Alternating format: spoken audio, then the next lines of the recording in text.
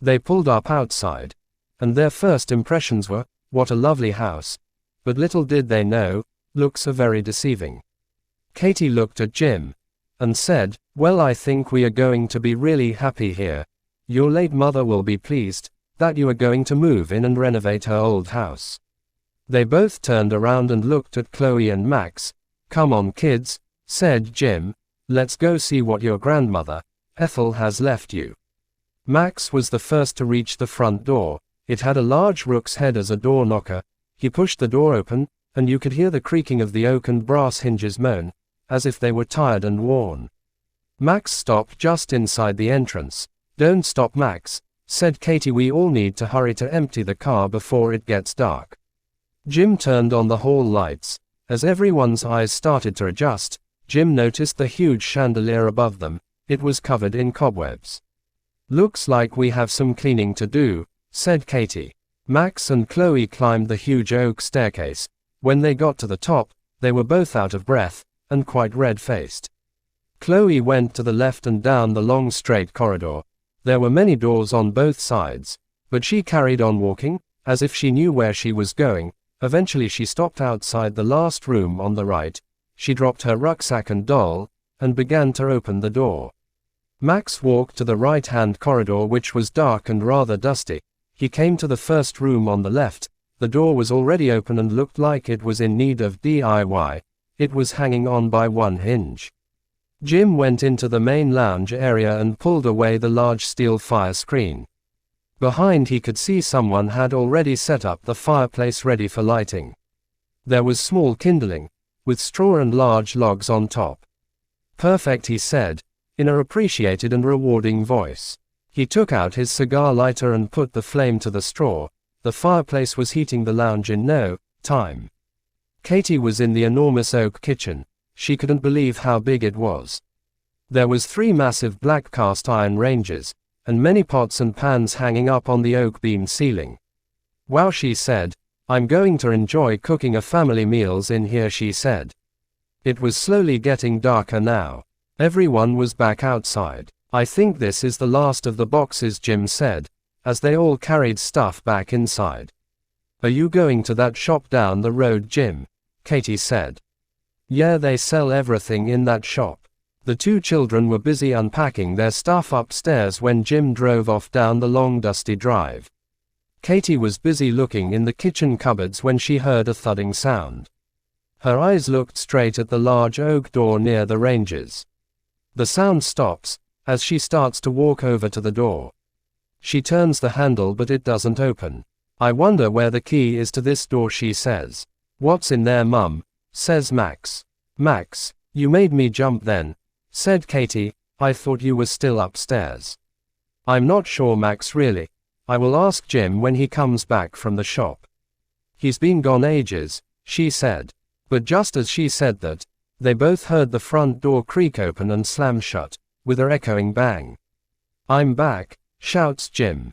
"About time," Katie said to Max. "You've been ages, Jim," said Katie.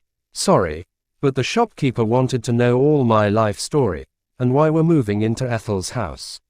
Everyone was now busy eating in the kitchen.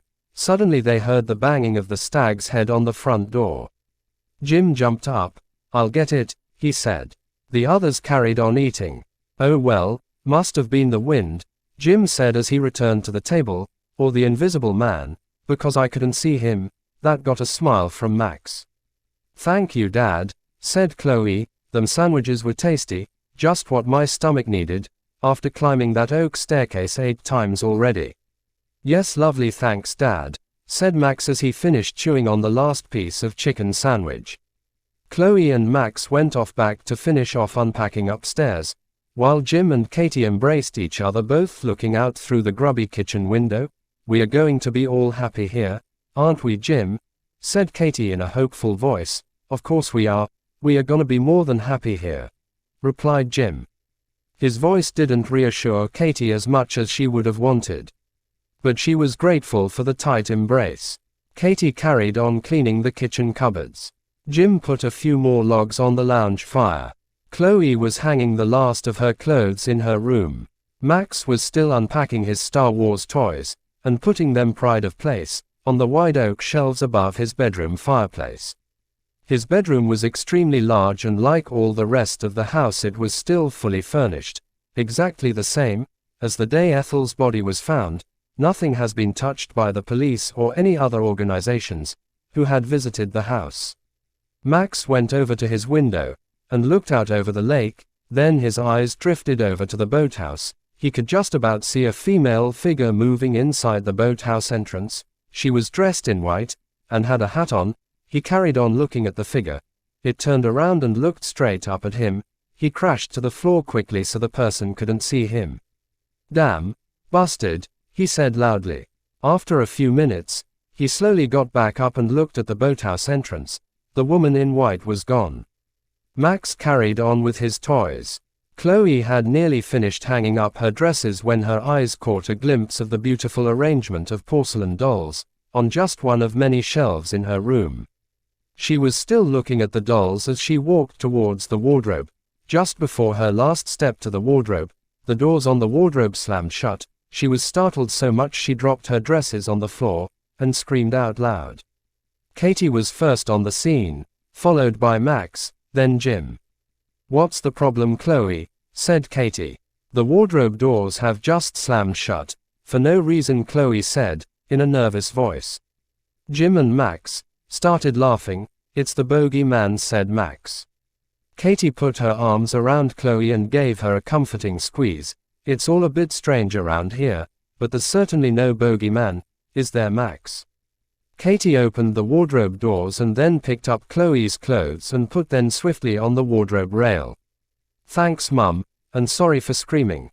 "It's okay, Chloe." "Wow, look at all these weird-looking dolls," said Max. "Careful, Max, they belong to my late grandmother. They're super rare and fragile," Jim said. Jim and Max both left Chloe's room and went downstairs into the lounge. The heat from the fire was so cozy. Jim sat in the big brown leather chair next to the fire. Max sat in front of the fire looking at a large, dusty and dirty-looking deer's head on the chimney breast. "I take it, you don't like the deer," said Jim. "No, it's horrible," said Max. "Its eyes look creepy, and they seem to follow you around when you move." Jim chuckled, and then added another log to the fire. "Oh, by the way, Mum wanted to know if you have a key to the door in the kitchen. She thinks it's a cellar door, but it's locked." "I might have a key, Max. I've found a big bundle of them in the cloakroom. Let's both go and see if one fits it." They both went to the cloakroom, and Jim picked up the bundle of keys. "Here, Max, you try them, while I make a nice pot of tea for us all." Max was trying each key in the cellar door, but each one wouldn't open it. "Having a tough time, Max," said Jim. "Not many left to try," said Max, sounding rather annoyed. Then suddenly, bingo, the door lock clicked and Max pushed open the cellar door. It was pitch black, so Jim fumbled around for a switch. "Aha, that's better," as he finally found the light switch. They both looked down. There were many wooden steps below. "After you, Max." "I don't think so," said Max.